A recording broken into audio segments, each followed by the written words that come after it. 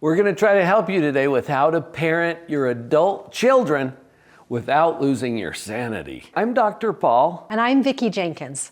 And we are the parents of 4 children who are now adults. And we're going to talk about the fact that your job as a parent does not change just because your child grows older, but your role certainly does.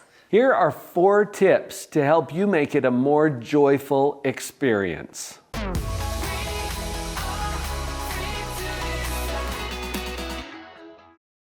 Earlier, Vicki, when you said we're the parents of 4 children, we don't have any children. We have adults. Anymore. They're all grown up. And when your role changes as your kids become adults, your job doesn't change. I remember as you said that, your job is still to love them, no matter what and even if. But your role changes dramatically because you don't have any control anymore. Right. It's completely changed. And so that your role becomes more of a counselor or a companion or consultant, right. I've worked with so many families, and we personally know families who get into a lot of turmoil once their kids hit that age where they're now more independent, they're getting into that adult phase. And they're bringing in other people into their world as well. And it can be a gut wrencher. Or maybe it could be more joyful. That's what these tips are for. The first tip is to remember your job, and that is to love your child, love your young adult, you love your adult person, and be willing to watch them become who they are. You know what? This is easy and hard. The only hard thing about it, though, is when we get confused about our job and we start to think that our job is to make sure that that they're happy or they're anything. I was actually saying this just the other day to a friend. I was like, I just want my son to be happy. I want him to be so happy. And I was like, that actually sounds like such a nice thing. Right. It sounds so kind, noble. But it really puts a lot of pressure on people to be whatever you think happy is, right? And so remember, you get to love your child, your adult child, right? I keep calling them child, but they're adults, right? And now they may have different likes, different tastes, different ways of seeing the world, and what makes them happy may be different. So you get to remember how to love them, just love them. And I think is one of the things, I've had a lot of really sweet experiences where I'll be in the middle of maybe a really rough situation with an adult child, and I'll have a call back. I can see them as the small child they were, and the love comes rushing back, that same love for them. And I think just calling back that love is really important. Well, this whole confusion around, I'm supposed to make sure that I've heard so many parents, and I've maybe even thought this myself at times, I admit it, that this is not the way I raised you. This is not what I raised you to do or think or be, right? Well, okay, the way you raised them is in the past now. Right. Who they are now is their choice. They're driving this show, not you. Which leads us right into tip number 2. Right. Be more curious than controlling. Right. Just be willing to watch and see who they are. Be curious about why they like things the way they do, or why they want things to go the way that they want it to go, or to behave or be involved. Be curious about them. Why is this so hard? Well, I think because sometimes we think we know who they are. Or who they should be. Or who they were. And just be willing to open up and become friends and aware and companions with who they are now. What we're talking about here is a fellow human being. We get all tied up in our head when we're a parent that somehow we're supposed to control this, that it should be the way we design it. But that's not how humans operate.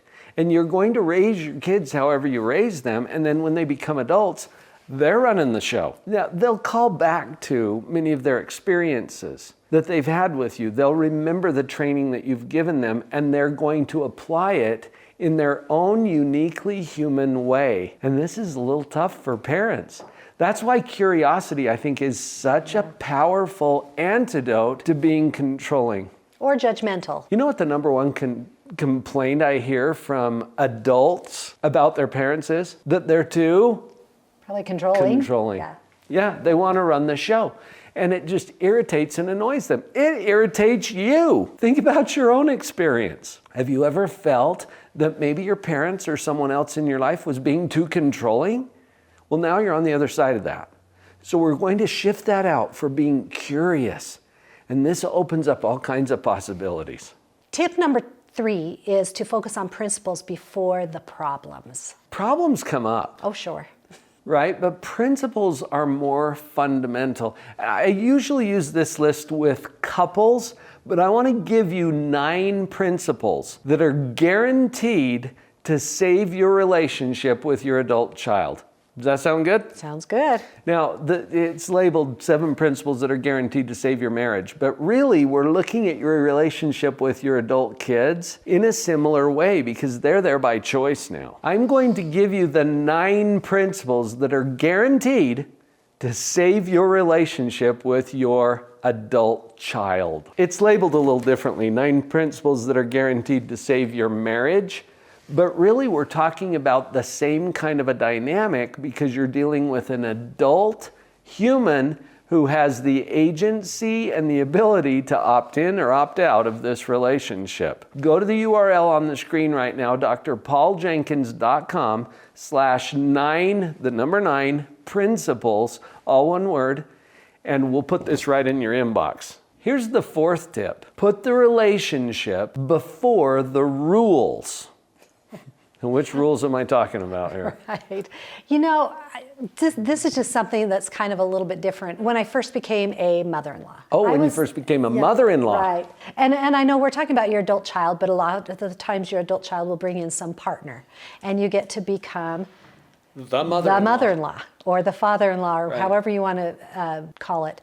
And I remember I spent a lot of time worrying about, probably 3 or 4 years, I didn't want to be that mother-in-law. You know, whatever that meant. There's always all these comments. There's reason for all the jokes. And yes.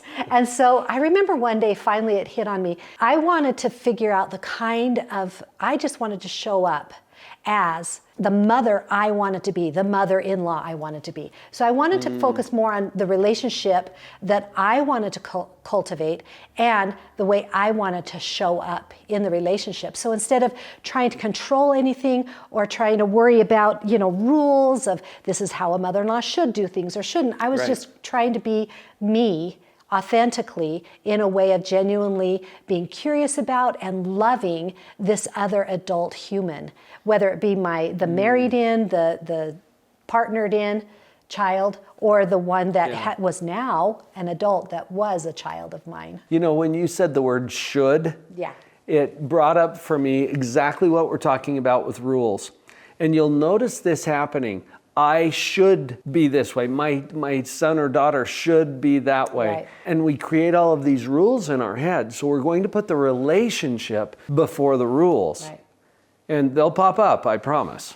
Focusing on the relationship is a really great way to remember that they are here by choice. They're here in this relationship with you by choice. And as you remember that, it helps you show up in a more authentic, loving way. And remember, that's your first job. Your only job as a parent is to love them. So you get to become curious and get to know them. Figure out, well, what can I learn from this wonderful adult person in my life now? Maybe this person showed up as your teacher. You've had the opportunity to be their parent. And now as an adult, when you said they're here by choice, we want to protest that sometimes as a parent and say, but they're my child and I am the parent. And they do. Well, that's not going to work with adults. And if you've tried it, you already know this. They're here by choice. So we get to interact with them on a very different level, according to the principles that we've talked about here. And the good news is, there's hope. There is hope. Remember, we gave you those 9 principles. If you haven't had a chance to grab them yet, here you go. 9 principles that are guaranteed to save your relationship with your adult child. Go to drpauljenkins.com/9 principles. The number 9, the word principles. We'll put it right in your inbox.